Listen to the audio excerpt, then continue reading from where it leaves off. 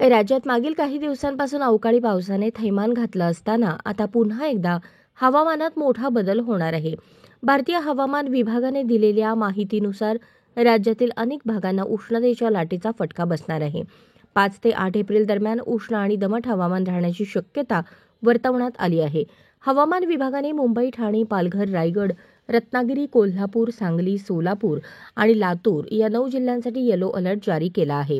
या काळात तापमानात मोठी वाढ होण्याची शक्यता असून नागरिकांनी आरोग्याची विशेष काळजी घ्यावी असे आवाहन करण्यात येत आहे. दरम्यान सोलापूर जिल्ह्यात उन्हाची तीव्रता दिवसेंदिवस वाढत आहे. वाढत्या उन्हामुळे नागरिक हैराण झाले आहेत. सकाळी 9 वाजल्यापासूनच उन्हाचे चटके बसत आहेत.